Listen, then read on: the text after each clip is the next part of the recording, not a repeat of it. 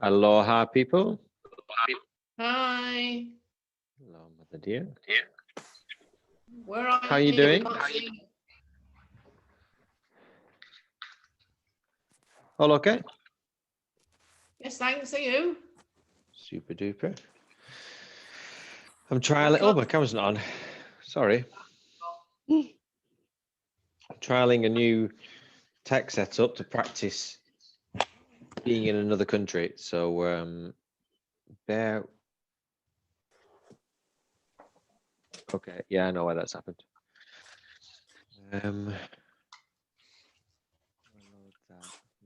Daniel, are you getting feedback off me again? No, it seems okay this time. Oh, Seems right, okay. Alan, how are you? Very good, thank you. Excellent. Is that a celery stick? Celery and Cavall Nero. Oh, like eating like a rich man's dream. Like a gorilla. I do have to say that Cavello Nero is probably one of my favorite kales in the whole entire world. I never thought I'd ever have a favorite type of kale. It's a long way from becoming a screaming child not wanting to eat greens. Marie, darling, Marie. Hello, all. I thought I would need some assistance with today since it's a big election day. Oh, yeah, big election day.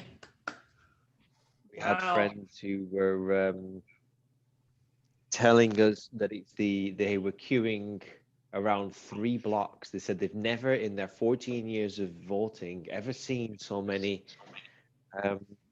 people out voting, which I can't really comprehend, but going to be interesting. I think 2020 is a year of things one couldn't comprehend, so it's probably we'll add it to the list. Angelita, it's lovely to have you with us again. Thank you. Nice to be here. Excellent. Perfect timing. Well, always is, isn't it? Andy, are you with us? Hello. Yes. If everybody could bear with me for a second whilst I just see if I can do what I want to do, if that's going to work, and then I'll be fully with you. Me and you, Alan, holding up the masculine fort on this call today. Yeah, but we're so manly. We don't need more. Yeah. Oh no, yeah, we're definitely really manly men, of course. So I was just thinking when people say, "Do you have an atypical man you could think of?" Alan and me go right in the mix, don't we?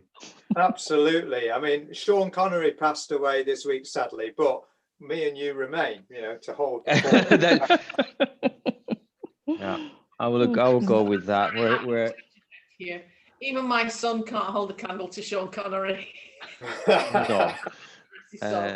Daniel, and so for this call, me and Alan are surrounded by wisdom, beauty, and calm temperaments. Okay. Join with video. Let's try this. The host will let you in. What's Christina up to tonight? She is joining. Oh, Daniel, we've got 2 of you. Yeah, no, this is my. I want to see if I can bring everyone's, because I've only got one screen now. So switch to gallery view.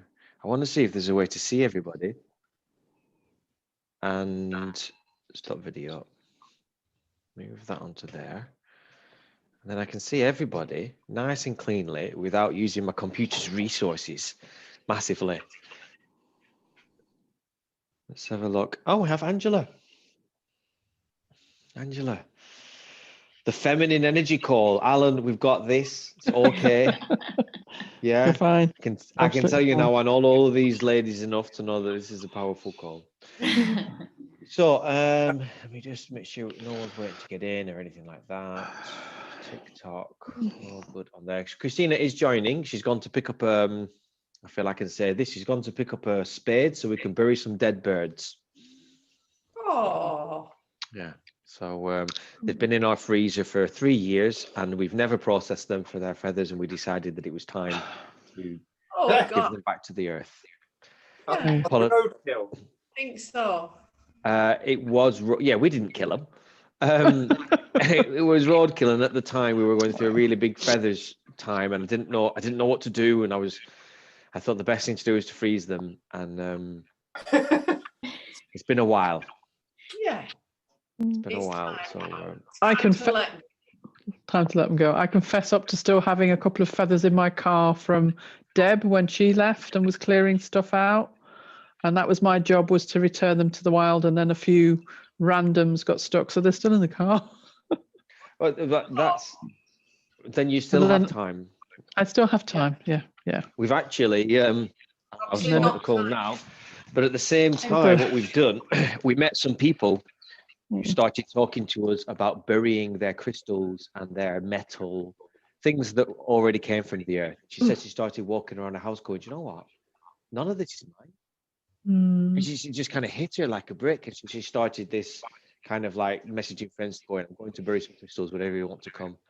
So as a result, whilst clearing our house, we have collected a bag of Wow. crystals and rocks and shells and things that we took with conscious intention, but we just decided, you know what, we're going to give you all back. So when we bury the birds, do a little ceremony to say thank you for being in the bottom of our freezer for this time, and we've learned a lot from it, and it's time. So she should be on a call soon. I never thought I would share that story with everybody. I'm glad I've done this before I officially start, and I will cut the video. No one will ever know that ever happened. Before we do record, well, we are recording, but I'll always cut it from where we begin. Obviously, if anybody doesn't want to be on the camera, you want to turn your camera off. If you say anything afterwards and you really wouldn't like that to be in the recording, let me know. The recordings go on the Future Leaders playlist on YouTube. Generally speaking, only people that go on the Future Leaders playlist watch it, which is a group of the Future Leaders group. But I just let everybody know that, because not everyone has gone through the amount of conversations we've had about recording. So I share that at the beginning every time for everybody to be aware of. So I'm going to take a photo from everybody in 5 seconds, in 4, in 3, in 2, and 1. Brilliant. Thank you very much. And we will now begin. We do have Christina joining shortly. But for now, everybody, welcome to your Future Leaders Call, our weekly dose of everything from conspiracies and cryptocurrencies to consciousness and everything else that begins with C, like cheese.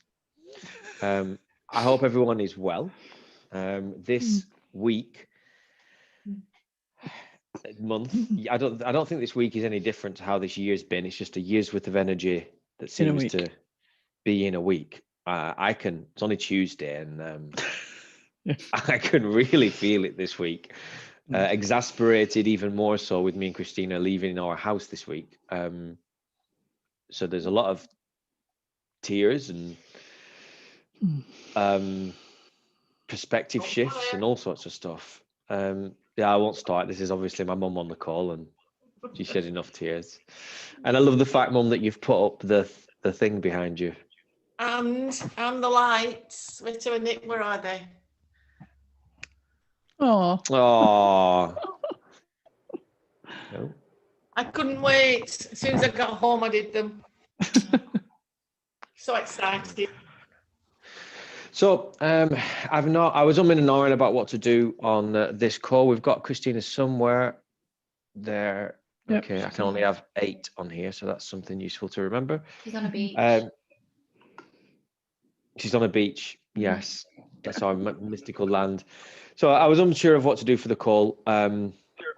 it didn't feel right to do a crypto call, even though in that world this week, if you think about how much change and uncertainty is underfoot right now, it's no difference in the crypto world. So it's as bonkers over there as well. However, in the grand schemes of things, I did feel that discussing the humanness of everything was far more important. So that's why I opened up this call. But we have nothing pre-planned or anything like that. So I'm going to do a little bit of a round robin just to see what comes up, where people are at. And as ever, we have an hour and a half to share, to learn, to assist one another in only the ways that we know how for ourselves. As ever, keep it respectful, we'll keep it with love, and let's try and see what sense making can come out from it all as well.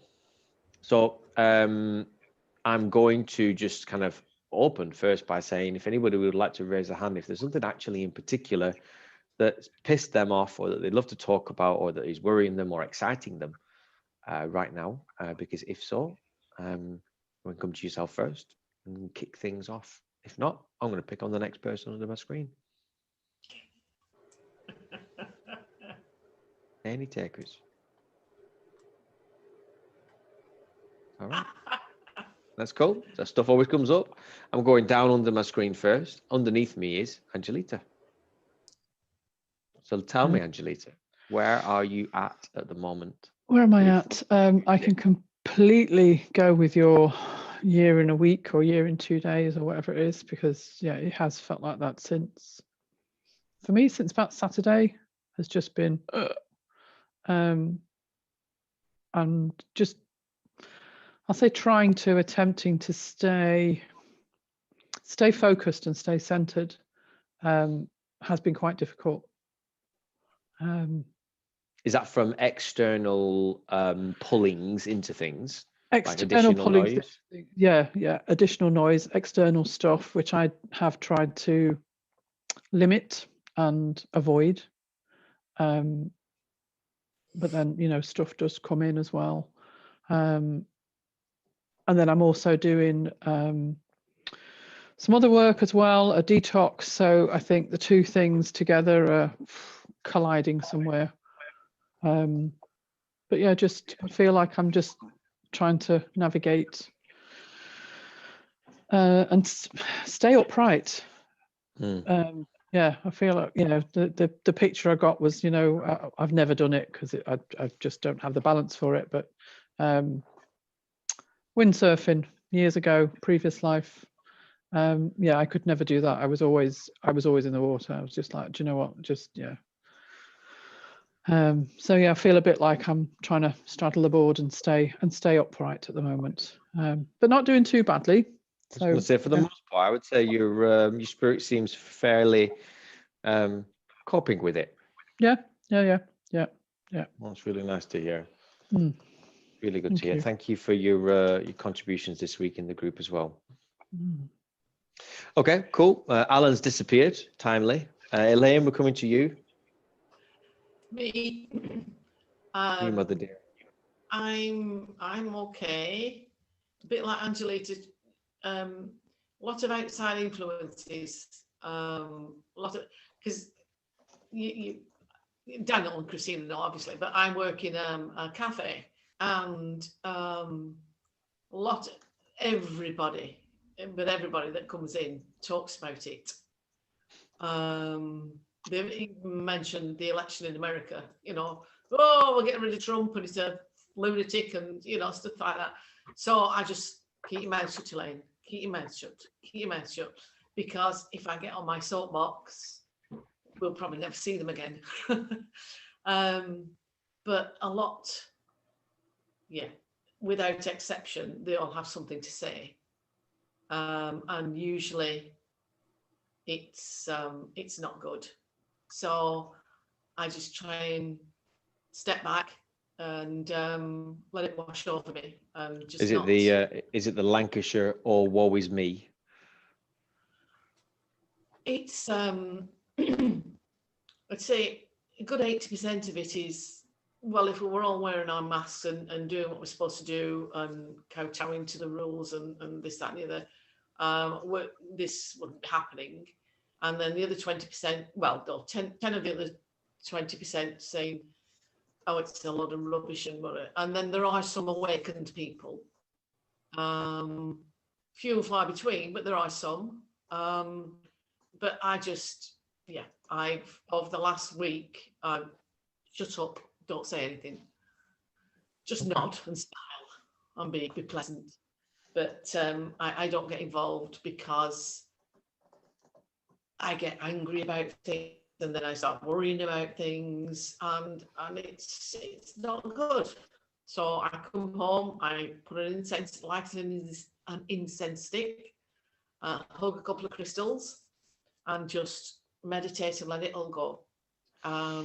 Because we've got to stay sane in this world, whatever this world is. Thank you for that, Mum. I might go back to some of those points. No, go. Let's have a see if it's linked with any other stuff. I'm moving all the way down. Underneath me is Angela. Angela, how are you, my dear? I've got a strange feeling that I can't shake, and it's under my left foot because I just stood on a slug, and that's a disgusting feeling. Sorry, a strange feeling that you. Right. Okay. I thought you meant you couldn't shake your left foot. No. I can't shake the feeling, as in I can still feel. It's literally before I sat down. I stood. I'm in like the front room of my house, and I've got floorboards, and I stood on a slug. And I get slugs in my kitchen, but I didn't think they came in this room. And for some reason, it just feels relevant to share, I think, because it's like freaking me out. It's visceral. And also, I've got somebody coming tomorrow to give me a quote for underfloor insulation. And I'm wondering, like, will this fix it? Will I plug all the holes in my home? And will it be warm and cozy and safe? And there's something that just feels like physically and practically relevant about that, and like spiritually relevant in terms of how I kind of like shore up myself at this time, and to the best that we can't, slugs are going to get in, aren't they? So we can't completely like block out the crap we don't want, but we can do the best we can to maintain ourselves and not like our homes of our bodies, our spirits. So yeah, that's just. We're even assuming that the slugs are things that you don't want. I don't want them. I don't. Okay, I can understand that. I ain't gonna lie. I don't want them in the kitchen. I don't want them in my home. I'm happy to have them on this planet, but just not in my living space. And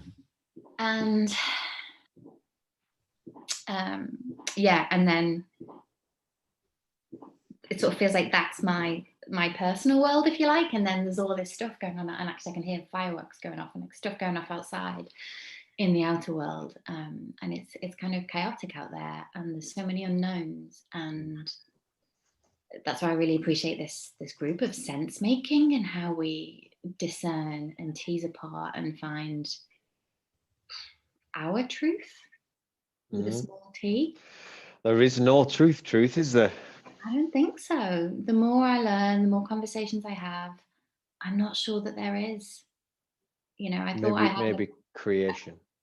Yeah, I thought I had an opinion on COVID last week, and then I spoke to Cynthia today about how viruses express, and she was just saying how like we don't know because this virus is still so new, and I was like, oh yeah, we don't know, do we? Oh yeah. I'd quite like a government sometimes to come on the TV and go, dear citizens, we don't really know, but we're really trying, and we've got some brainy people, but right now we don't know. Today I thought, like, how must it be to be in a position of power, because they don't know. They don't really know what to do for the best, and it's so easy for us to like hate on political figures. And whilst I've got massive issues with the political system, like those individuals are struggling within a flawed system and with limited information, and like a lot of this is their best guess, is it? Yeah, that. Cool. Moving around clockwise, Andy. Oh, me. Yes, you. Not been doing much, relaxing. I was going to say my method of relaxing is my knitting. That's lovely. That's what I normally do while I'm sat here. Me, if you can hear any clicking, I apologise. That's the needles. It's my way of de-stressing, even though there's not much I do that I get stressed about. But I mean, I'm getting stressed at the moment because I know he's terrified of the fireworks. Yeah, he's been sat in the corner most of the day, dithering, and even his teeth have been chattering away. He's shaking that much, the poor thing. Really is like a Muppet's dog, isn't he? It's Bob Marley's hair on 4 legs. That's the only way I can describe him. And other than that, are you well and in good spirits? Yeah. Just been. I've been spending a lot of time writing a lot of letters to people I know, this country and abroad. You know, just trying to share some positive thoughts and that. Just doing well. Where is it anyway? It's disappeared. Writing by hand? Yeah, handwritten letters. Yeah. I'd love to get a handwritten letter. Stack of envelopes and. Where's it gone? Oh, it's here. Yeah, handwritten letters. Oh, So wow. yeah. I don't think you'd be able to read my letter after about like 5 minutes of writing. It would just, my hand physically aches. It's been that long since I've written. Yeah, I know what you mean. It's like, that's why I'm doing maybe 2 or 3 a day. Just seeing how people are, and I thought, well, it's better than getting a typed letter and that. I think it's just so nice to get something that's handwritten, and you know that somebody's took a bit of time to share something positive with them. So just sharing things from the Bible or magazines that I've read, or there's some nice little points in this journal that I bought as well, some nice little quotes and that. So just putting some of those bits in as well. Just whatever I come up with on the day. Beautiful. Lovely, Andy. Well, thank you very much. Moving north, Marie. Hello, darling. Hello, everyone. I've just been through wow, I feel like a portal. It was a big birthday for me on the 23rd of October. And so October has always been my favorite month, and starting with a full moon and ending with a full moon felt like this present that I've got to unfold all month. And I did, right before my birthday, I did a solo camping trip for 3 days. Was it birthday like traditional birthday? Like birthday?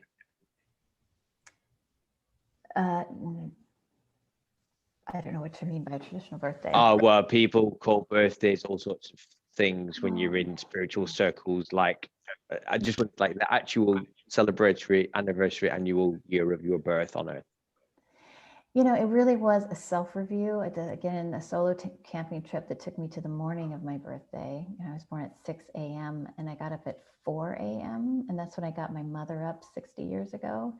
And I felt her just giggling, like, I got you up at 4 a.m. So anyway, it was, I've been really thinking about, there was also a labyrinth at this specific campground. And if you don't know me, that's what I do, is I find my next best steps through asking a big question at the entrance of a labyrinth and finding the answer to the nth degree by the time I get to the center, and I got some marching orders.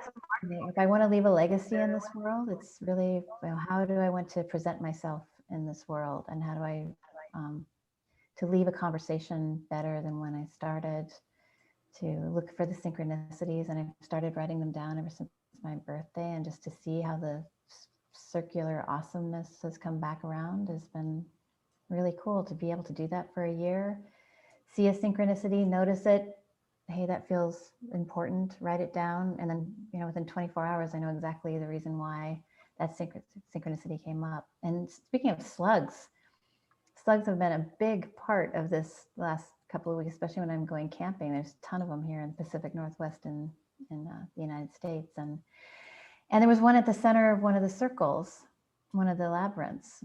A slug was there. And I got to dance with, because I dance labyrinths, I got to dance with the, how to slow down. And that's what a slug meant for me, is and every time I see one now, and now you spoke about it, it just reminds me again, how can I breathe slower? How I can, feel into every moment. Am I feeling sad right now? Where exactly do I feel that? Is it the left ventricle of my heart? Is it the point of my shoulder that always gives me a little twinge? Like, where is it that I'm feeling? And ask it questions. What is it you're here to tell me? What is, this is all a game. If we don't get it, that this is a game, and how do we want to play it? Do you want to sit back and be in the stands? And that's cool. Everywhere you're at, that's how it's cool. But I want to play. I want to be on the field. I want to see, how, if I've called myself a catalyst for joy, what is it that I want to, I'm asking myself a ton of questions right now. And, that for me, that I felt called to be on this call today, just for, what can I start playing with? Where can I didn't do kids this lifetime. So my life is my legacy. And how do I want to be with it in every moment? And, this is I feel like more than anything, our ancestors asked for us. We're the ones who won the lottery by being here.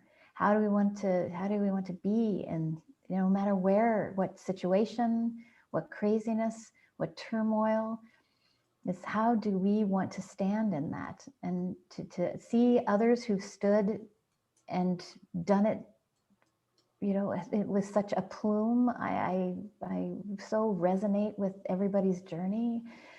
And yet my journey is not your journey, and I wouldn't want your journey to be my journey. It's like, you do you. And to me, I want to, because Angela, you spoke of slugs, and I first thought of like, oh my God, I danced with a slug in the middle of a labyrinth.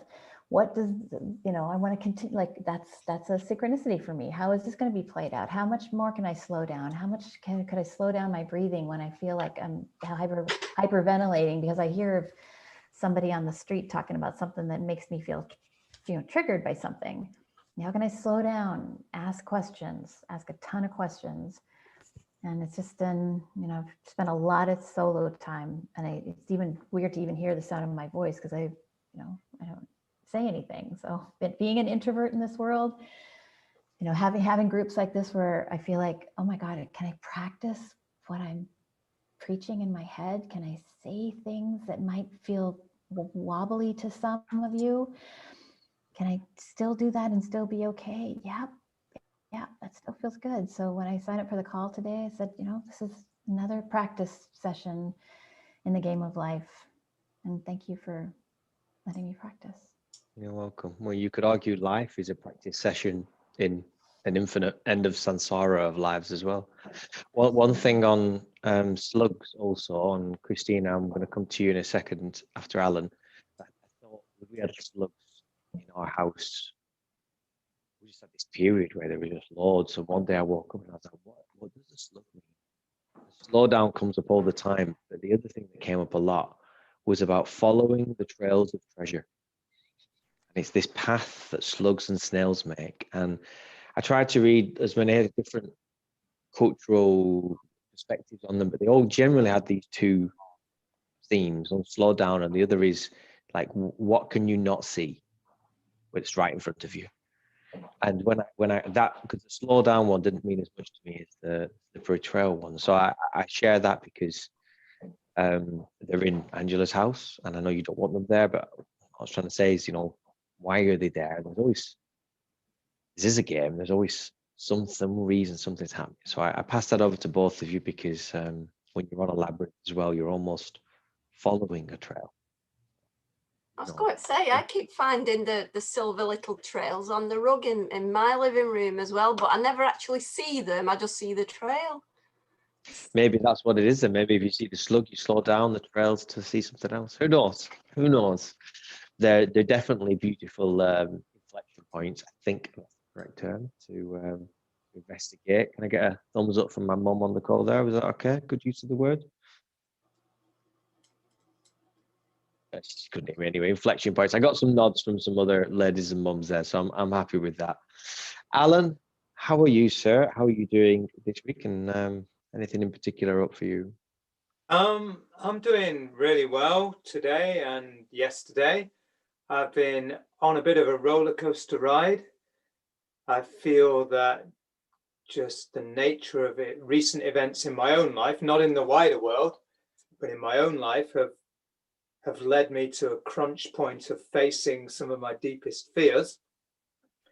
And that is, it's caused me a lot of sleepless nights. It's caused me to have a great deal of anxiety, but I think it's absolutely brilliant. It's the best thing that could possibly have happened. And it's perhaps a silver lining of lockdown.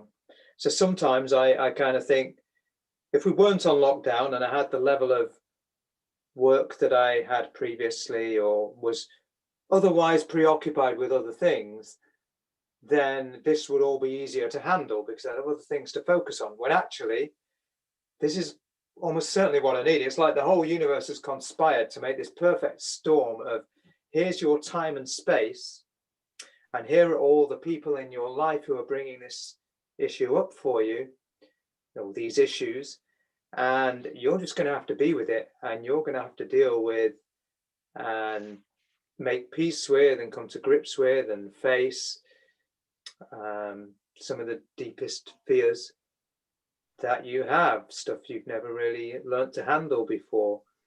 And it's been a real challenge, but it's an absolute gift.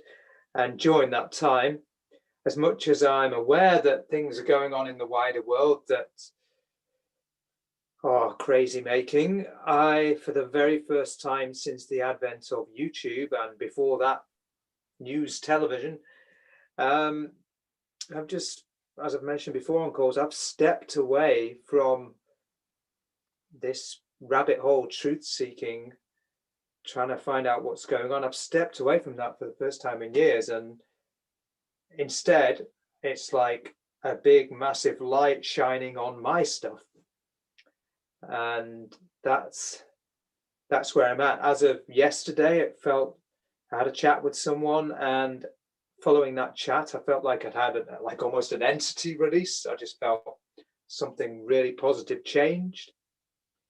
I don't think she was intentionally trying to stimulate, catalyze an entity release, the lady I chatted to, but her words did so somehow. And so I felt great yesterday. I felt good today. And a lot's been coming up lately. For example, I have a friend who's, so it's a similar pattern to me actually. I was starting to come out of my shell and starting to get out more just before lockdown, the first time around. So you're talking March time. I was thinking, I've really got to start getting out more. It doesn't matter whether I've got the income to do so or anything else. I've got to start coming out of my shell for the first time in years, really start getting out there and putting myself out there. And I've got a friend who has made a similar shift in the last 11 days. And it'll be interesting to see how lockdown affects that. But the shift that she's made has actually been with groups of people who are the kind of people who are trying to find ways to gather despite lockdown. So it's just really interesting it's going to be interesting to see how this impacts people, because, you know, I'm thinking about my friend, it's someone who has been very isolated for a great deal of time and hasn't really found a group of people with whom she feels comfortable. And now she's found them, and suddenly lockdown's coming. So it'll be interesting to see how that plays out. And for me, I just see benefits of if we can continue to socialize in some way, because to me, that is the key. These Zoom calls, as much as I appreciate them and I love them and I'm grateful for them, they actually seem to leave me feeling more unhealthy than healthy. And much as we have all these WhatsApp groups, I tend to feel worse after engaging with them. Whereas with real people, I feel better, particularly without masks. So I'm looking for ways to perpetuate that. It's almost like I feel worse if I was to go to a store and experience a whole lot of people wearing masks. as a single man who lives on his own and works and has worked on his own for many years, that's always been something that really gives me a boost, just to go to the shops. And you don't necessarily even say anything to people, but you have that facial contact and you make facial expressions the other people do, and it somehow gives you a boost, really lifts your spirits. Whereas now it has the opposite effect, and I feel I'm almost more comfortable seeing unmasked people who aren't in fear, or not seeing anyone at all. You know, I'm probably better off seeing no one at all than going around, hanging around people who are clearly in fear and hiding their faces. It just seems, it's like you can look but you can't touch almost. Do you know that? It's like a plate of sweeties in front of a child and saying you can't touch them, and torturing them in that way. So these are just interesting things coming up for me, but generally I feel I'm in a very, very fortunate position. I live in a pleasant area where I'll be able to get out for walks.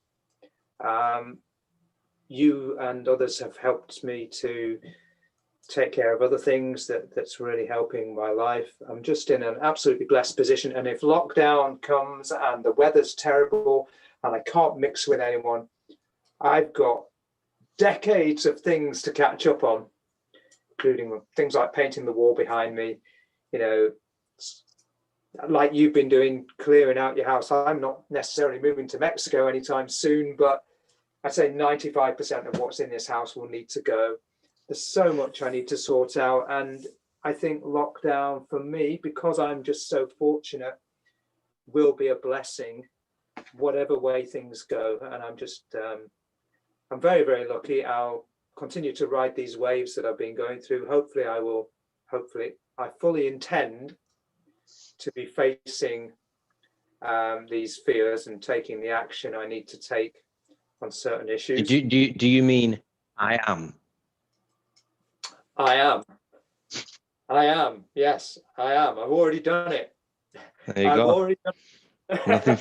Nothing future tense about it. You are. Yeah. That's beautiful, Alan. Thank you very much. And remember that even if you have like what you may call horrendous weather, it's just weather. So I hope you do still get to go out.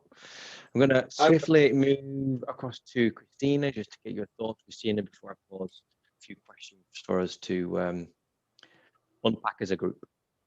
Yeah, hello everybody. So where am I at? Well, I think this week has been it's been quite a big emotional roller coaster. Like, it's the final week in the house. Everything is starting to leave the house. Our walls are becoming more and more empty, and our furniture is leaving, and it's all becoming very, very real now. And with that, it's just like this process that I'm just having to go through of just deep sadness, and that whole going through a process of full non-attachment and surrender is a process, and I'm really learning that, and just being okay with feeling the emotions, and had everything from like pure rage that just came out of nowhere to deep, deep sadness, and just being okay with that and allowing that emotion to flow through and to be expressed in whatever way it needs to. So that's been kind of big for me going through. Also acutely aware that obviously we are going into this lockdown now as from the day after tomorrow, and we will be homeless from the day after that. So again, it's just I don't have any fear at all around that. It's just, how do we manage that, and how do we flow through that, and spending time with family and still seeing people, and questions like, will we be able to fly still, and and just dropping into total surrender and trust through all of that as well, that if we're meant to fly, it will happen, and if it's not, then it won't, and just trusting in all of that. So yeah, we're just kind of at the will of the gods at the moment, which is the point of was leaving to go to Mexico. So it's just starting early, which is perfect.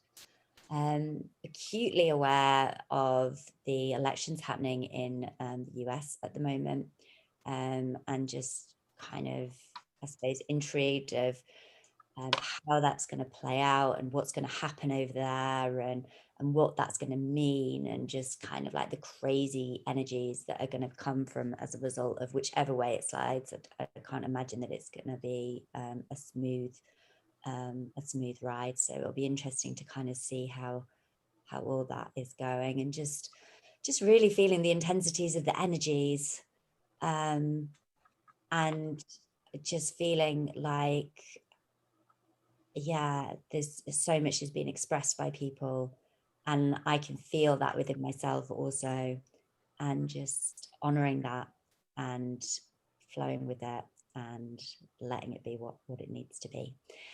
So nothing specific, just a lot. It just feels like there's a lot up, but I wouldn't expect it to be any other way at the moment. So just really grateful that we have this opportunity, and that it will all be worth it once we get wherever we're going. And yeah, but who would have thought that giving up coat hangers would be such a challenging thing? It's like the one thing I keep coming back to. Are we going to give them all our coat hangers? So it's just the little things, really. That, yeah. Brilliant. Yeah, that's me. Is the cat coming on your adventure with you? Pardon? Is the cat coming on the adventure with you? No, that's like one Andy, of the... don't ask about the cat, please. It's one of the hardest things ever. Yeah, letting her go. Where's she going? She's staying here with the house, so the people who are taking care of the house are gonna step in and be her guardians. Yeah, so it was important to us that she stayed with the house, and it's just all worked perfectly. And Wow. but yeah, it's not easy. But actually it's funny, because pretty much as soon as she arrived, I started getting really strong messages from Spirit that we weren't to let the cat stop us from doing anything. So we haven't, and it's almost has felt a little bit like ever since she arrived, it's like I've been detaching from her whilst attaching to. It's very difficult to explain, but it's like the more that I've fallen in love with her, it's like the more that I've been aware that it's a temporary thing. So it's always been there. It's just now that it's actually happening, it's very difficult. So yeah, I just got in bed the other night and was like, oh, just feeling so sad, and just cried. But I know she'll be loved, and she's already spent 10 days with the people that are taking the house, Alex and Gabby, and they love her and she loves them. And so I know that it's going to be a really easy transition for her, but yeah, it's going to be easier for her than it will be for me, and no doubt. So yeah. Brilliant. So I'd like to say thank you for everyone for sharing. I didn't care how long that took, short or long. It's really nice for everyone to just have a few minutes to just share where they're at. It's an open call. What I would love is for everyone, wherever you are, if you can just take a nice big deep breath in. And if you can bring your shoulders up and roll them at the top, and then just let them drop as you breathe out. If you can do that again in your own time, breathing in, pausing at the top and rolling your shoulders back, and then breathe out and shake your arms.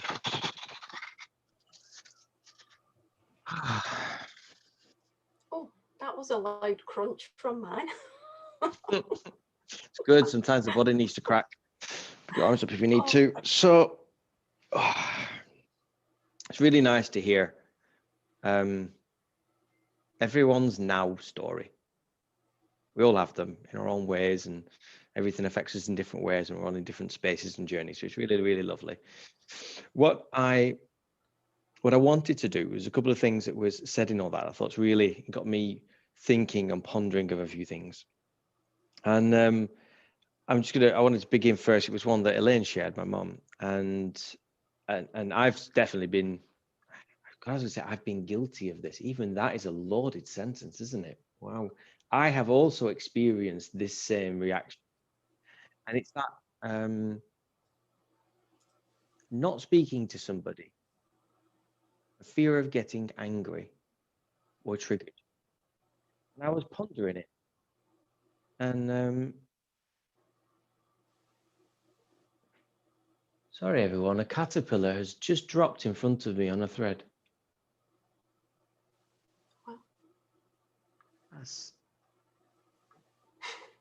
That's interesting, talking about creatures in our house and things right in front of us. Not a slug. It's not. Slug on a thread. It's not. It's not. I had to check. Not I had to check. It's not a slug. It's a caterpillar. Let's see if I can show you. Don't let the cats see it. Let's have a look. Oh God. Do you see it on the bag? Yeah. Oh, do you know? That's so amazing. Is it on the bag or is it? No. It's right in the middle. It's dangling from the lights. Oh. Oh. I literally asked for a sign, earlier. So please just give me a sign that everything's okay and that leaving the cat is okay. And Yeah. There you go. So I wanted to get people's thoughts on this. And I could easily see how, anything that triggers us is a gift. It's there to show us that there's a moment where we can experience something that still needs to be looked at, to be healed. There's other sides where if one's not in a space to process that, deal with that, look at that, or anything like that, that sometimes it's safer for all things to not respond in that moment, but then later on allow that to dissipate back to earth. There's also other sides where one could say, well, there's a moment to share in that moment, to be your expression, and that could completely drastically alter and change the whole path of someone's life. And I wanted to just open up to get other people's views. If someone's speaking about something, it can be anything, and you could have a polarizing view, which is what might trigger you. You could also have the same view, but you feel so passionately about it that it triggers you. And I would like to get other people's opinions, because I can imagine that we're all in this space multiple times. We're seeing lots of people, and the society is definitely polarized. So I just wanted to get other people's views. It's not about being right or wrong at all, but it's through all of us having our own experiences and how we see them, that we then get to look at our own experience, our own reaction to things, and see it through a fresh pair of eyes. So I don't know if anyone in particular would love to pass their thoughts, their comments on that. Marie? Yeah, thank you so much. What a delicious question. I did a talk for a group in Singapore, and they asked me to speak on pleasure in relationships. And so here I am asking, what can I speak about? I'm an American, so, what can I speak about? And so we went through that. And then I just went, you know what, spirit guides, whoever with me today, I'm asking you, just whatever I say, I'm saying the most highest good for the good of all concerned. And it ended up, I literally threw out what I was going to say and just started telling stories. And it just ended up being this beautiful, it was really cool. Plus, I am an author of erotic fiction, so I got to read a story of mine, which was really beautiful. And we each got a question afterwards, and they said, the question that I got, there was 4 speakers, and the one that I got was, what if my relationship is dormant? And I said, meaning one doesn't have a relationship, or it's a relationship that has no. The thing fire. is, it was a Facebook Live, so I didn't, I couldn't ask follow-up questions, but I took it as that person is no longer engaging, and didn't know what gender was asking the question either. So I said, look, you know, what's really cool about turning 60 is that I can just pretty much tell you like it is. And if you're with a person that you're not having fun with, then I got to ask yourself a whole bunch of questions, like, why are you doing this? If 47 is the year, 100 years ago, the average age of people dying was 47. So anybody who's past 47 is already living a bonus life. What if you've got another 50 years? Are you expecting to be with this person who doesn't want to engage? And what if, because I'd given them a list of questions, the talk was called, Do You Really Know What You Want? I'd given them a list of questions. I said, what if you ask that person to engage? If they want to engage in asking yourself these questions, asking as a couple, how cool is that? Then you're asking yourself a whole new set of questions. So, you know, what's really cool is to not care that.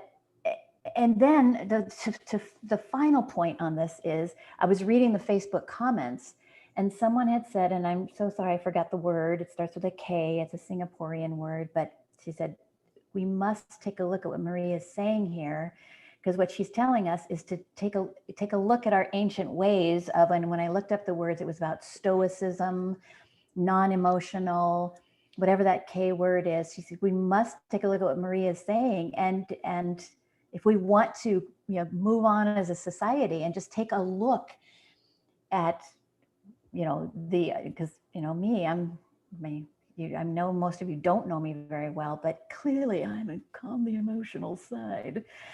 So to know that I spoke for 15 minutes with 8 minutes of the questions between the four of us.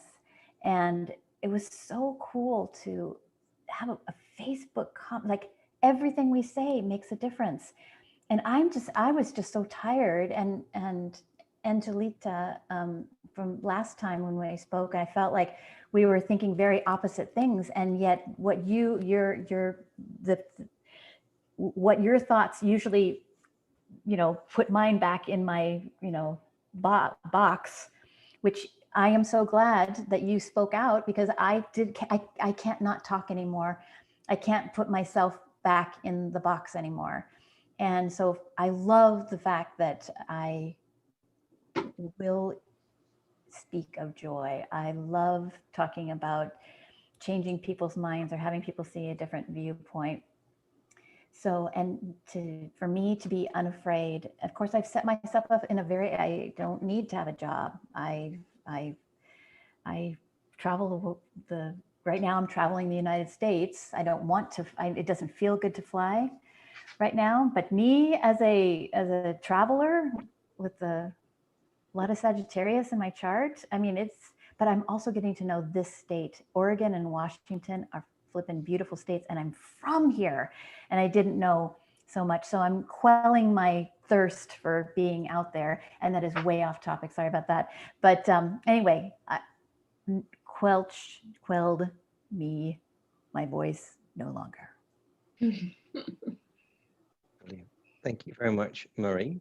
I wanted to see if anyone has any tuppences, 10 pences, 20 cents, dollars to add, or how you deal with engaging or not engaging, whether you would or would not, with someone on a topic might trigger you. I feel myself not speak. I quell my voice. Is that a phrase? When if I'm triggered into feeling like it's not going to make any difference, I won't bother. How would you know? Yeah, that's the question, isn't it? But there's I suppose if somebody has a very strong opinion, so like in the context you were saying, Elaine, you know, if people come in and they've got this strong opinion on something, if I can tell they're fixed, or I believe they're fixed, or I'm assuming they're fixed, I'm unlikely to engage with any forthrightness. This is the thought, and I'm just picking on an old saying where they say, "Don't argue with an idiot." It's that thing whereby if someone is so fixated on their view, and you make that judgment call, and we all make judgment calls all the time, that you deem it to be a poor use of expenditure of energy. Would that be a good enough summary? Yeah. Okay. Andy, would you want to pass?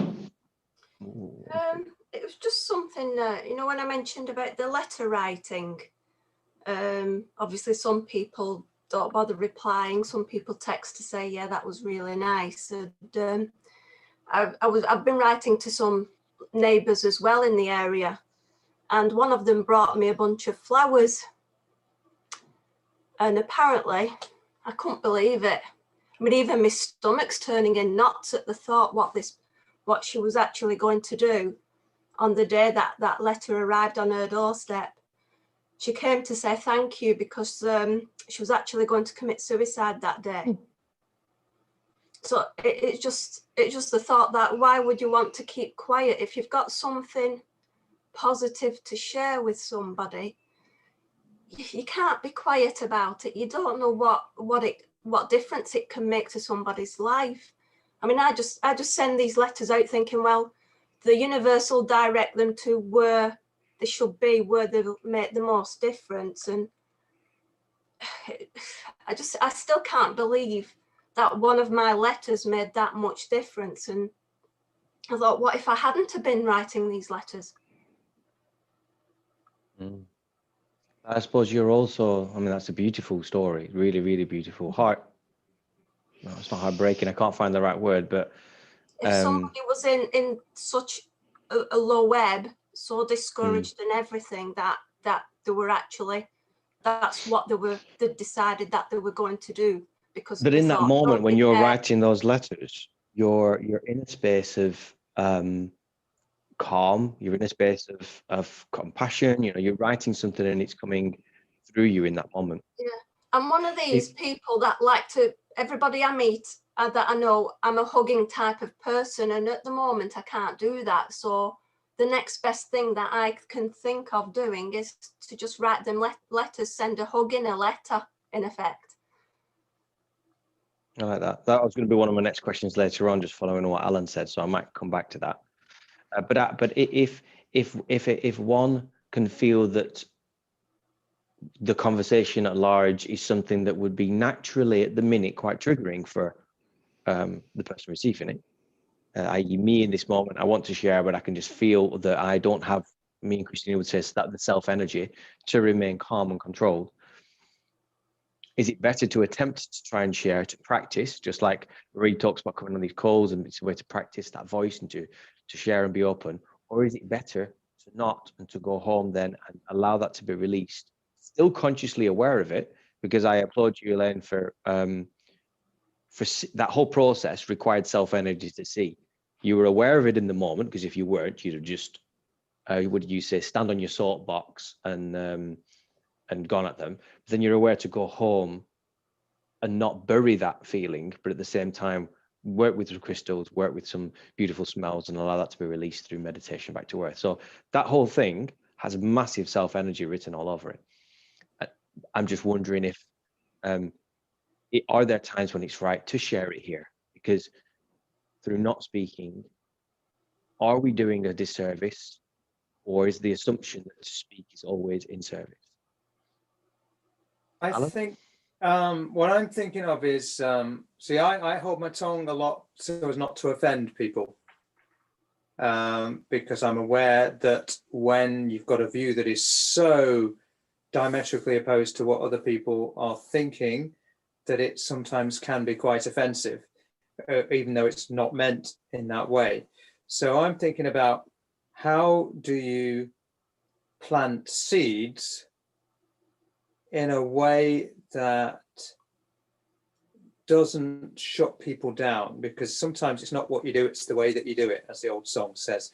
So if you say something or do something or write something or lead by action in the right way, it might leave the other person open to looking at that and considering it in some way, and then potentially further down the line maybe they will or won't change their mind, but at least they'll evaluate what's been said or done. Whereas I think a lot of what we can do simply shuts people down because of the way that we do it. So to me, it's about how can you be very wise and discerning, not so much in what you say, not so much in the message, but how you actually convey the message so as not to shut people down and trigger them in a way that's unhelpful. You want to tweak them in a way that is helpful. And that's what I'm thinking about. I like that. What is it right for us to plant seeds in other people's minds? There are, Christina? no, Alan, go on, carry on if you. I think if it's with the best of intention, in other words, here's my point of view. If you'd like to consider it, I've planted a seed there, and if you'd like to consider it, you may water that seed. If you don't want to consider it, then you can leave it alone. I don't think we're Okay, sorry, I've like missed a little bit. If you're responding to somebody, you mean? Yeah. Because if you're giving your point of view, there's already something that's been brought up to be discussed. Yeah, I'm not going to go to a random stranger and shout in his face. Well, that definitely wouldn't be planting the seed, would it? Okay, cool. Thank you very much for that. I was just curious on it. Christina, did you have something you wanted to say on that?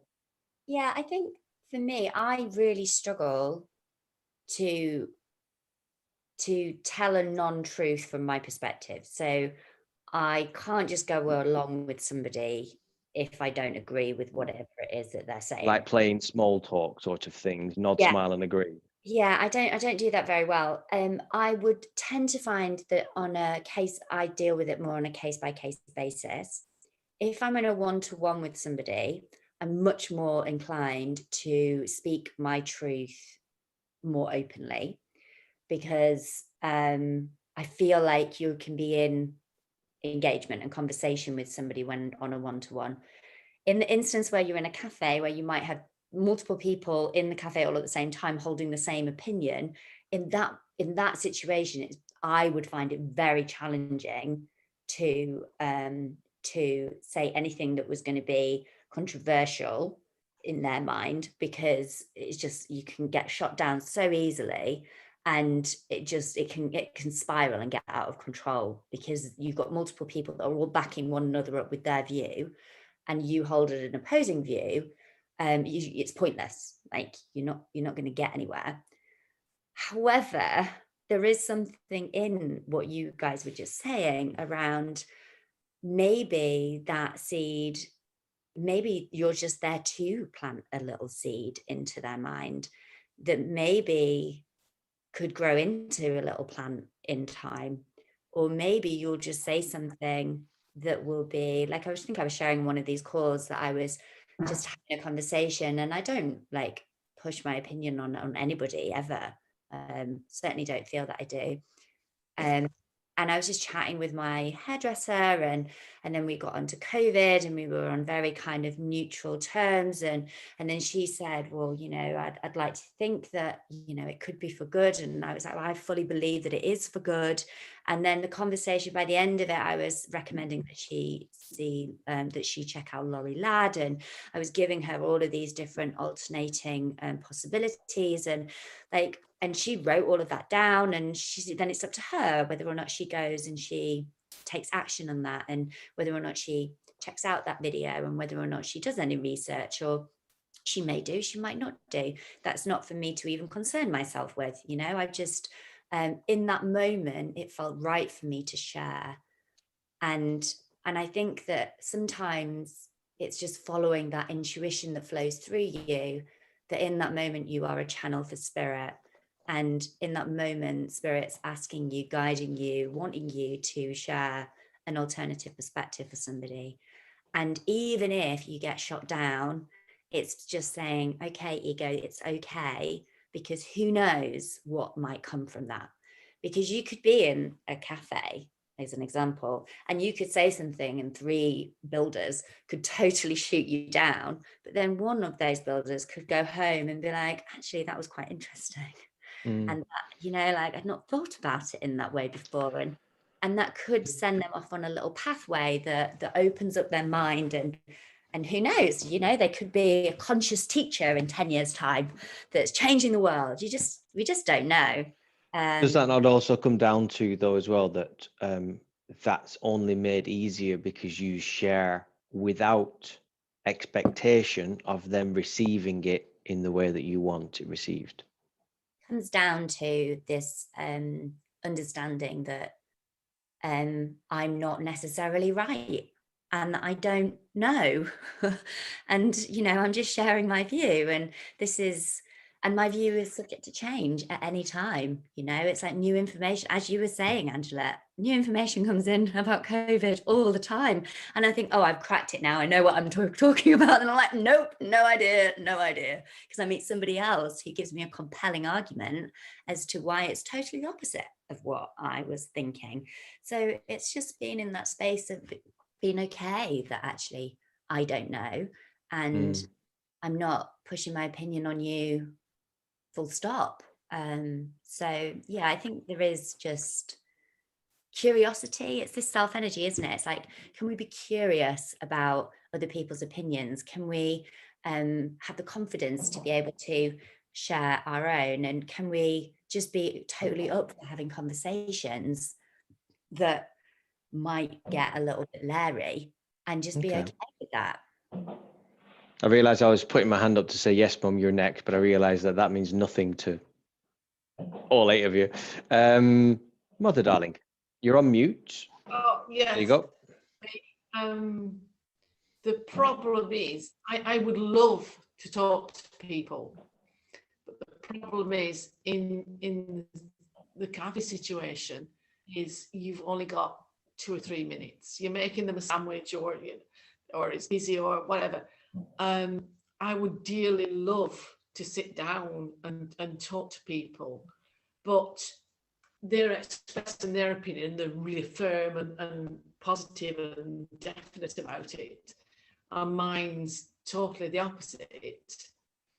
And to try and share my view in a what can I say, in a calm, positive way. I don't want, I don't want to be them to go away thinking she's just said I'm an idiot, and it's a lot of rubbish what I'm thinking, and that she's right, because that's planting the wrong seed then.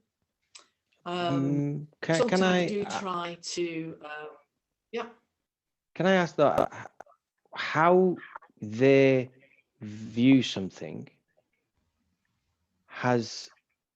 does that have anything to do with you, or in that moment what you want to share? How they view something, does it have how one person how a person views a truth or your truth? Yeah. Person A shares their truth. Person B thinks they're a dick. Are they not unrelated terms?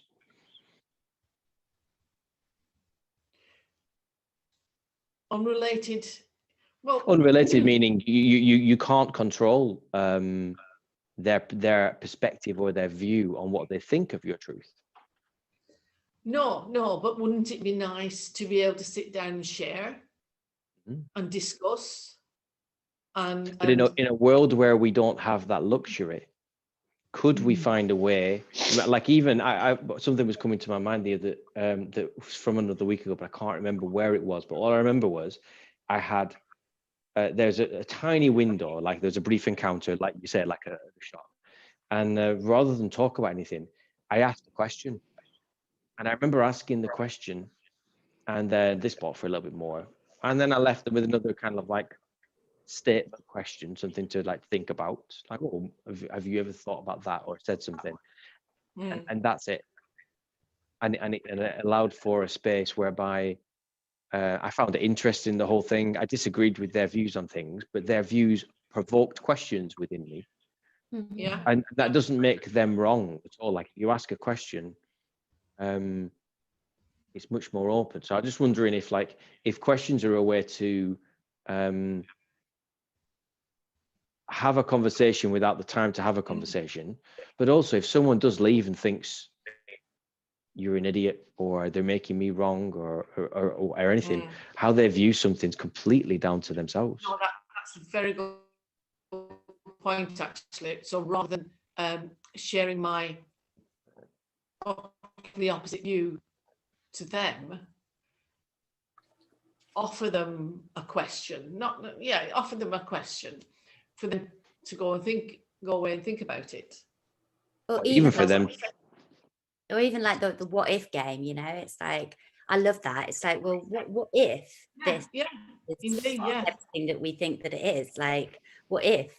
And you're not like you're alluding to the fact that you're not necessarily buying everything or whatever that might be, that, you know, and or whatever, but it's not necessarily getting too far into it. It's just opening up. It's just opening up something to allow them to think deeper about something if they choose to, and they might walk out and go, what's she on about, what if? Like, you know, but you don't know if you don't try. I will I'll try that out actually and see how it goes. I think some people you can tell, you know, you face a blank wall. There's a brick wall, on whatever you say won't even crack the pointing on it. But there's certainly times at which I could try that out, and I will do. I like that. I can say as well from my personal experience, even when I've met people like that Angela referred to earlier, just the people that are just very, very, very adamant in whatever they're adamant in. And a good practice is, even if you agree with them, you know, or even if you're unsure or sitting inside yourself and going, what if I didn't know this?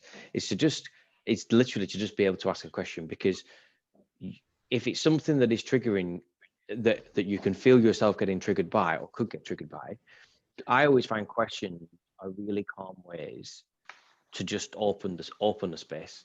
And it might be, even if they're completely stone-faced and that's it, that one question, when you said that there might be no way of getting through to them, we actually have no idea. And we have no idea about anything until we're dead. And at that point, things probably become a lot more clear.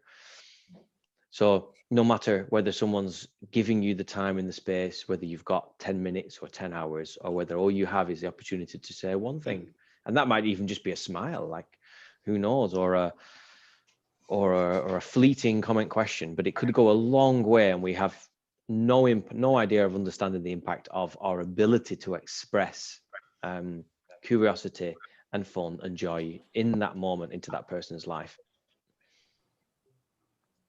Yep, absolutely. Cool. Anybody want to give their experience or other views on sharing with other people if it's causing triggers or anything like that?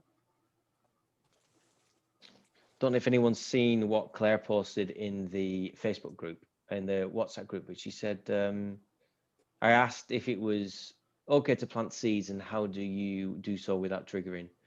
And I just want to share what she put. She put, my perspective is at some point we have to be a bit triggered in order to heal from our conditioning and beliefs that are no longer working. If we are living in a world or catered to so that we never get triggered, I'm unlikely to become more compassionate to myself and to others, and to realize the greater truth of who I am. Being on a path involving lots of relationships and sexuality aspects, I've been triggered a lot. People will push buttons. The times when I'm triggered the most is where I have the most opportunity to heal. I see it as a kind of slingshot effect. And I really like that last one, like that slingshot effect. And I think it's a really good visual metaphor or analogy for how a trigger can be used and how that trigger can bring you back into healing, and which is why I wanted to share it. She's put a Life Lessons 101 if anyone has time to have a look at that, and some more comments of course actually. I love this actually, because a lot of what's been coming up for me is related to this lately, in that I've spent a lifetime trying not to trigger people, trying to make people feel comfortable.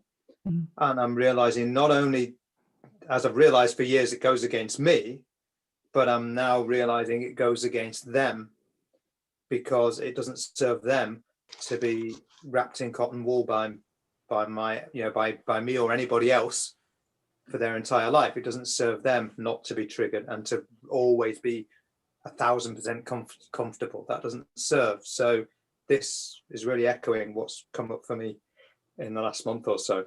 Really good. Love it. Cool. I also remember one as well that I got taught, which is always, how do you know that? Because the reality is when we really get to the core of it, most of us have got no idea, or you keep asking why enough times and it just gets to, I read it on the internet. My friend Bob spoke to his friend Sue and she told me. And wherever we end up with, the only thing that I feel you can't really argue with is when someone says, I completely connected to source and I feel it came from a higher power. Because at that point, you can't push any further than that, because in that person's world, that is their belief system, and that's as pure to source as they feel they can get. And so everything else, when it's based on facts and information that's passable, you push hard enough or you ask questions hard enough and you actually end up with, well, actually, I don't know, but I'm pretty certain it is, but I don't know. And I find if you can get to that space, that brings more curiosity to things as well. So I wanted to then look at something Alan was sharing about, and Andy talked about it afterwards. Where did I write it down? Oh, that was it. How do we be in society and not be around people in fear? Because I'd never thought about it until Alan said it, and I thought I've never consciously thought about the fear I've seen in people's faces when I've been out to the shops. And when you said it, I thought back and I thought, I can see it. I can see the people that are like, even when they've got a mask on, looking at other people as if everyone's going, which one's the bank robber? And it's this kind of like, I can't, like, oh, that's all I can express. It's like one of us is, who's farted? And everyone's looking at each other, waiting for the person to warm up. And I only now realize that now. And there's an old saying, what is it? It's better to eat the cake and enjoy it than not eat the cake and miss it, or to eat the cake and feel guilty. You might as well have not eaten the cake. Basically, whatever you're doing, be okay with it. So if a part of society is out and is incredibly fearful, and if we have to go out, how, let's say then you don't wear a mask because you, for whatever your personal views are, but let's say you choose to not wear a mask because you're okay with it, but also you want people to see your faces so that you can show some humanness. But then you start smiling to people, but just because you're not wearing a mask, you've just triggered half the people there, and you're smiling at them, which now maybe they might mean you're taking the piss out of them. So how do we, whilst going out and being out, engage with society at large? And I don't mean going on a social engagement, you're just going to the shops and things like that. How do we do that whilst being in love and at the same time helping and assisting other people, or not helping, but being an energy field within which other people may also experience some of that love in society? We have a Christina Batty who would like to share. So I remember Shmoo, a really beautiful medicine singer, saying to me once that, and this was way before COVID, but he was like, he just walks around and everybody he sees, he blesses. And he's like, I bless you, I bless you, I bless you to everyone. And he walks in the store and people are miserable. And he's like, I bless you, I bless you, I bless you, with every footstep, just putting out blessings and love out into the world. And I thought, that is just yummy, scrummy, gorgeous. So that for me, like, I just, whenever I go, like I do personally, I will wear a mask if I go into places, not because I'm in any fear, but just because I just know that I don't want to upset the other people. That's my reason for it. So I do wear a mask. and I just send love to all of them, and I just send blessings, and I just wish them, and I smile under my mask, and I'm extra smiley to people and I'm like talk to people at the checkout, and even more than I did before COVID. And yeah, I personally just try and engage with people as much as I can, and I smile at people and I engage and I just do the best that I can. So that would be my contribution to this topic. Thank you. And I wanted to say something. Christina, when was the last time on one of these calls, or even with me, that you mentioned Smooth's name? Never. Ages ago. And have you ever seen this pen? Yes. It's been in the car for a year. Yeah. I got it out the car today. Do you know whose pen that is? That's Shmoo's pen. That's Smooth's pen. And I messaged Smooth today because Smooth wanted, he messaged me one day going, hey, where's my pen? And I went, oh shit, sorry, I've took it. And he went, that's a really important pen for me. So I messaged him today to say, Smooth, I'm going to Mexico. Do you want your pen back? What's your address? And he said, you keep it as a gift. And I've been sat here twiddling this pen. I love this pen, by the way. I didn't steal it, but I was really grateful when I found it in my bag. And as soon as you went Smooth, I was like, what's the chances of you saying Smooth's name whilst I'm holding his pen? And we've never talked to him ever. I'm just. I probably haven't said Shmoo's name in a year. No, This and is the the thing I've caterpillar's been still talking there. about, the synchronicities. I mean, literally, this is the fun part of the design of our lives. Yeah, is when you find the slugs. I can't believe, Angela, you talked about slugs, and I'm thinking, oh my God, slugs have been so cool in my life. How cool is that? I want to share that part. Yeah, it's so cool. It's so cool. Let's follow the whispers, right? It's like I'm clearing photos in my phone today, and I came across a picture of Shmoo, and I also have slugs in my kitchen. There we go. Oh, The look at that. cycle is Elaine, you wanted to say something?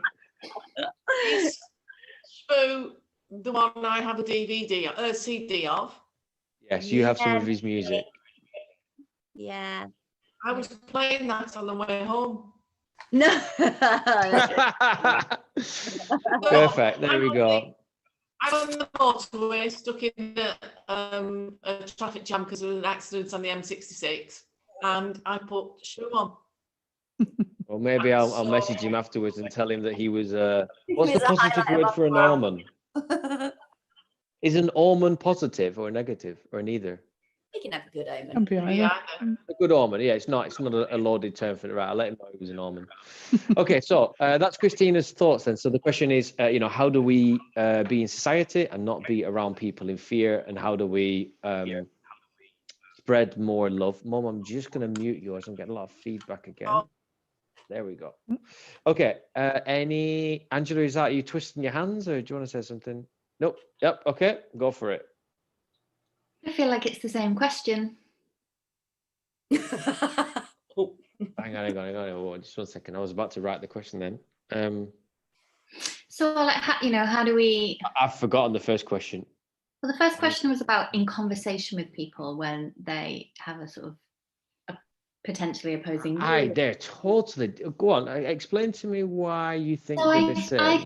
well, my answer to both is a version of like, how do we show up in our truth? Physically, energetically, verbally, when our truth might be triggering to somebody else.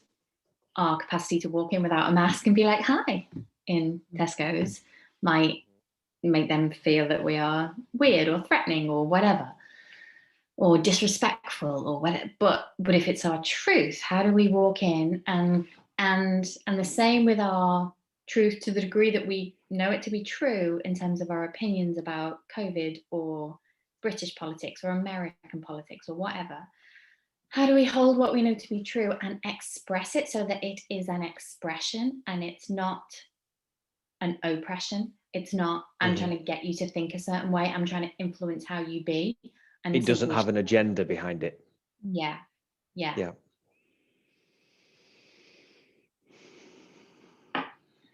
So just so I'm clear, because I think I missed about 30 seconds of that as I was typing. So I just want to get clear on something. I can see how your answer to that question is very similar to the first one, which kind of makes them similar in your sense. I can fully see that. Yeah. So I think just for anybody that re-listening to this back then, are you saying to be how you choose to be? So that might be to not wear a mask and to smile and to say hello, but making sure where that's coming from is a self-energy driven, calm, sovereign place of unconditionality, as opposed to I'm right and I want to share some love as well. Yeah.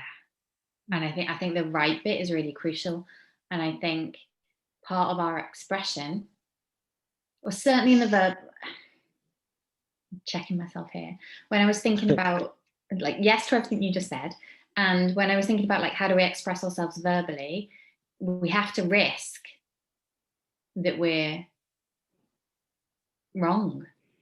We have to risk that we're wrong in the eyes of other people, and we have to risk that we're wrong full stop as we express.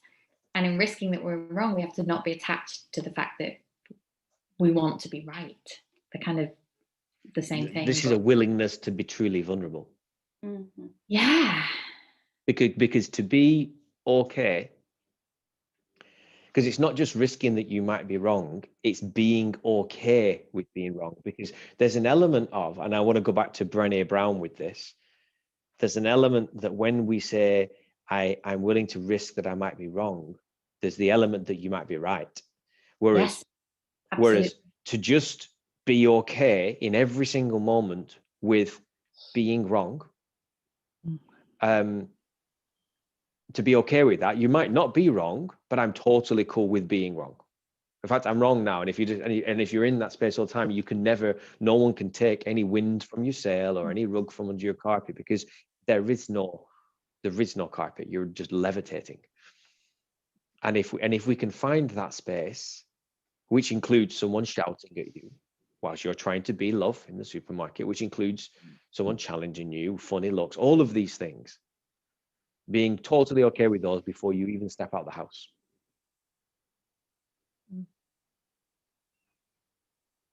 That's hard to do.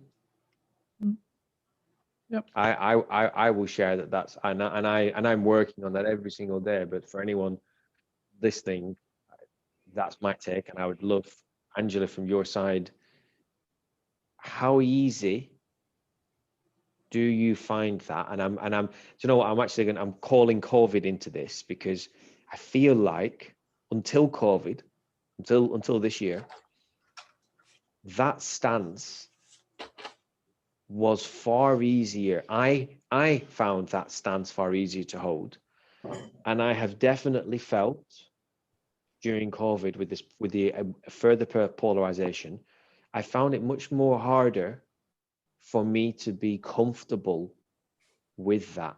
And I'd like to know your take on that, and other people's, because I think that's a really important. I completely agree with what you're saying there, and what we're talking about now. But the practicality of that, I feel more challenging. And where Christina said she wears a mask to make others feel comfortable, which I totally get, I struggle with that. I struggle with putting that mask on for that reason, and trying to find this balance between wanting to make things easier for people just because there's a lot of strain, but at the same time wanting to share some love, like Alan was talking about, but at the same time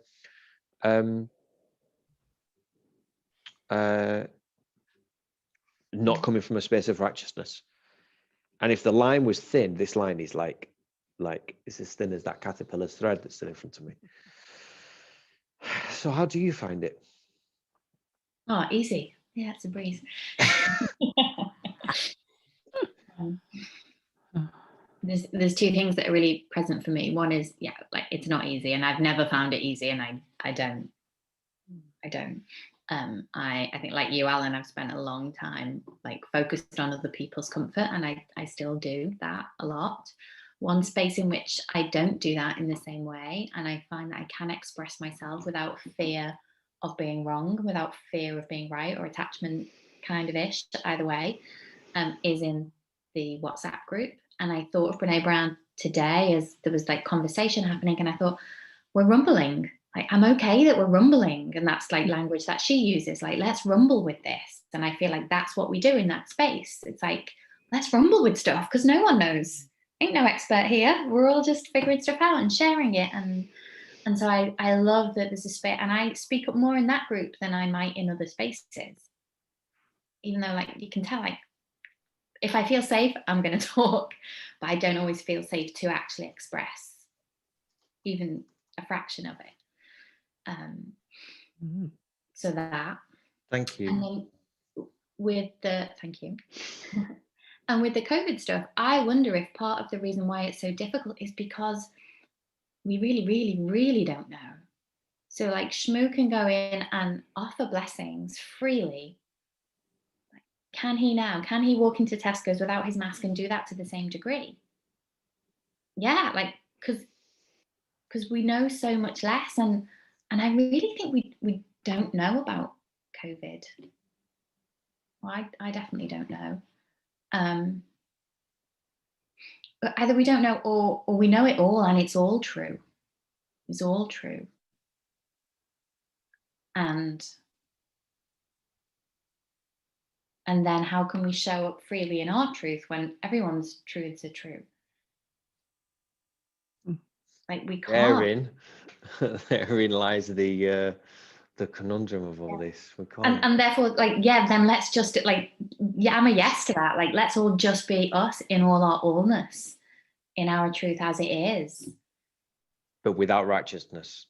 Yeah. So I hadn't realised it's got to 9:30. I'd like to just carry this on for a few more minutes. But if anyone needs to go, feel free to go. It's 9:30. I do always try and finish on the dot, but the last call on this one, it's not going to happen. So, Angela, thank you for those points. And this is, to be fair, this last little thing we've got onto, I'd love to talk about for quite a while. But I would love to just get, if anyone else has any sharings on, I just want to take it back to when I came back to Angela, and that was around how do we, during the, I'm only bothered about these times because these are uncertain times, like things are different at the minute. So then how do I go into society authentically? How do we practically do these things where we're saying, yeah, just be in love, no righteousness, be in absolute truth and authenticity, and be, and that's brilliant. You know, does anyone have any other tips or experiences on how one does that? Andy, and then Angelita, and then I'm going to wrap up and then we're good.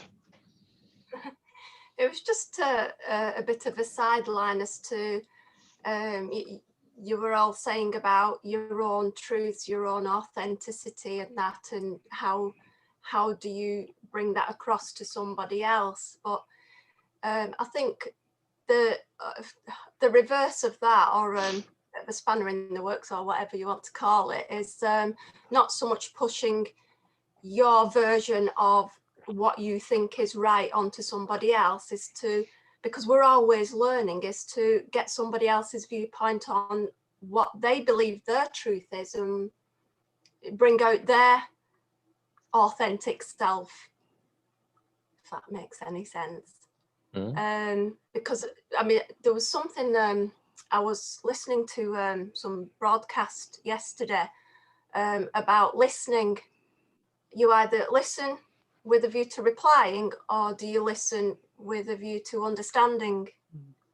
And there was what they call an analogy about being trapped in a burning building, and a fireman comes to rescue you, and he says, I can only tell you this once because there's lots of other people I need to rescue, so you need to listen to this because I can only tell you this once. To get out and, you know, without burning to death, this is what you need to do. You go to the end of this corridor, you go down the stairs, there's a door you'll find, you need to get down onto your stomach and crawl and it goes through a lot of different stages. You need to go left and turn right and all that, but it can only tell you that once. But when it's your life on the line, you've obviously got to listen, because it's at the end of the day, it's going to save your life. And it made quite a big impact on me about, well, yeah, I don't always, sometimes I go and push my version of what I know and my knowledge onto somebody else, and I don't even take the time to listen to their viewpoints on, or their take on it. So it's taught me quite a valuable lesson. Instead of me pushing my views onto somebody else, it's just sharing something really positive, like, you look really nice today, or I really like your hair today, or, you know, really nice to see you out and about today because I've not seen you in over a month, or something encouraging to build them up, rather than just constantly pushing my views onto somebody. So yeah, so those things that I watched yesterday made quite a big impact on me. Beautiful. Thank you very much. And I think that the big thing I'll take from that is it's never right to push your views or anything on anybody, really. It's a bit like Angelita. putting the foot in the door. Angelita, darling. Eddie Woosman. Yeah. Interesting what you said about, and it does resonate for me, the fact that before COVID, was it easier for us to walk around and just be who we think we are, who we, want to be. And I don't wear a mask. I decided early on I wasn't going to wear a mask. I did try once, and anyway, I don't wear a mask. And I have, I'll say I've resorted to getting one of those things that I hang around my neck that says I'm exempt, because I don't want the confrontation. I was confronted and actually asked to leave a shop a couple of weeks ago, and that properly triggered me and sent me off into somewhere. Whilst wearing it? No, I didn't. I had Okay. the lanyard thing on, but I didn't have the actual thing that says I'm exempt. She couldn't see it. So she just, anyway. But she wasn't prepared to she wasn't prepared to ask any questions. It was just, have you got a mask? And I said, no. Would you put one on? And I just said, no, expecting her to ask some questions. And she didn't. And she just said, well, can you leave the shop? And I was like, okay. So that did rattle me. But I still continue not to wear a mask because that suits me. And there are days when it does feel difficult. So what I find I do, and it goes along with the how do we get our point across or make a contribution. I do avoid confrontation. I know I do. So if I can duck out of something or think, do you know what, is it worth my energy engaging in this? And often I think, no, it's not. Or, am I going to stand and argue the toss with this woman about she shouldn't have asked me, about wearing a mask? And I didn't feel that it was worth it. So I left it.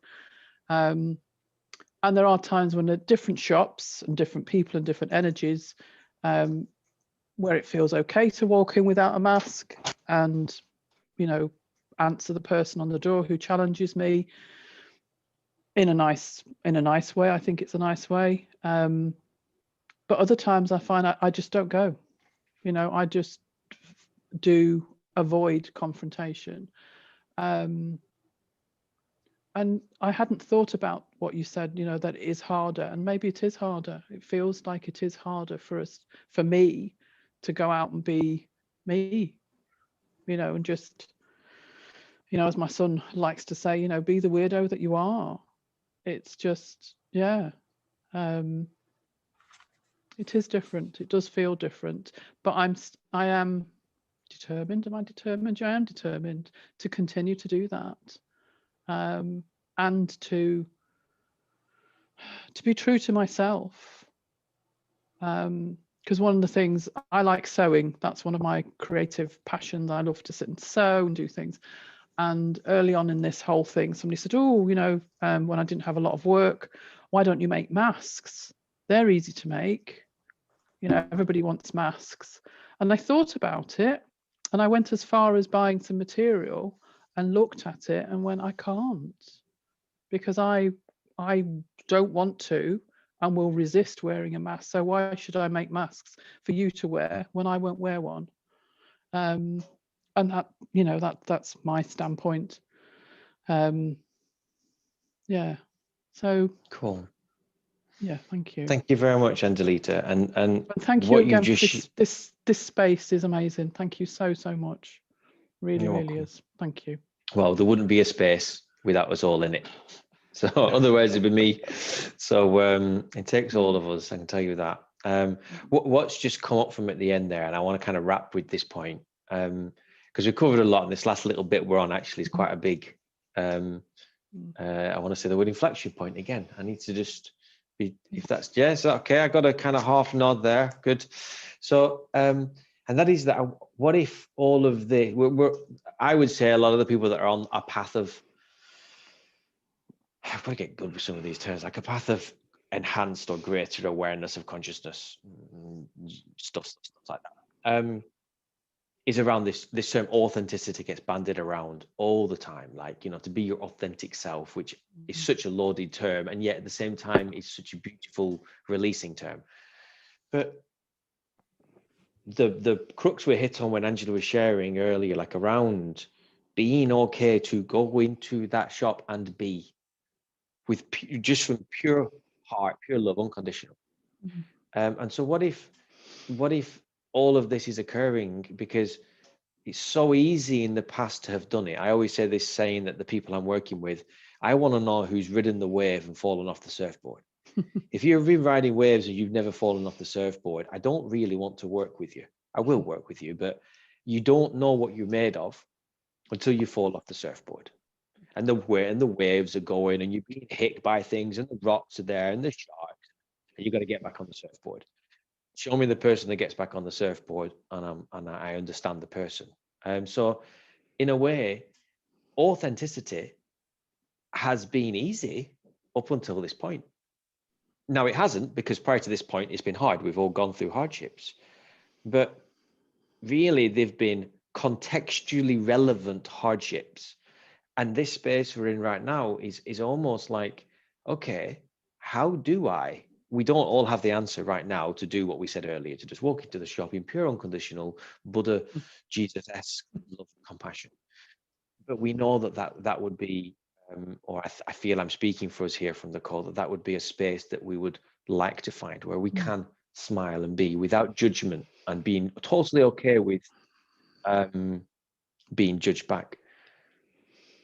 So is this not the greatest wave that we've fallen off in order to find the deepest level of compassion and understanding and authenticity that we could ever find? And that when this wave passes, we have an opportunity to have found a way to get back on a surfboard in some of the most uncertain and challenging and polarizing times that we've probably faced, or I certainly have faced in my lifetime. And that in itself is a beautiful blessing to have, because other than that, when else could we have practiced something that is so inherently part of this pathway of self-actualization, of a deeper level of understanding? And now we're being given the box within which to really play, to really take that level of authenticity of being your truest nature without judgment to a highest level. And I've only just realized that now.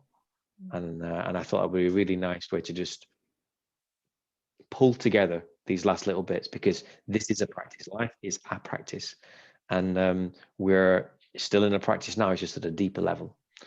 And I hope that we can all take what we've learned from this call and what we've gone through on this call to the next time we're out in the shops or with a friend or something. If this is where we played at last time, maybe we can just find that next level, or the deeper level, or the more compassionate part of us, however you want to see it, left, right, up, down, I'm not bothered. But if we can just find a space where more of us can meet it with more compassion and self-energy and curiosity and courage, and who knows how the situation may change from that point.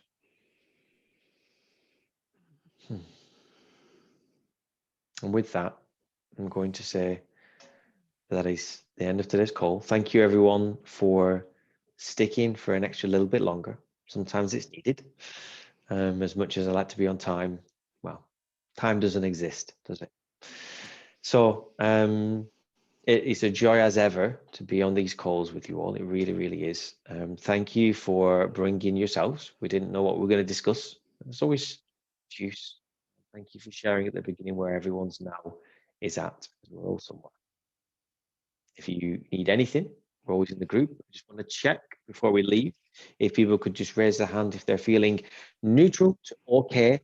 Then we can see if anyone's struggling from this call. Raise your hand if you're okay with things. Okay, I'm going to take that as yes. A couple of hesitant ones then. So if you were hesitant, you're welcome to get in touch. If you were trying to work out what my question was because it was worded poorly, don't worry about it. You don't need to get in touch. So with that, ladies and one gentleman, thank you. Really, really, really thank you. And I hope over this next week you can light up your own life and maybe a couple of other people's as well. With love, grace, and peace.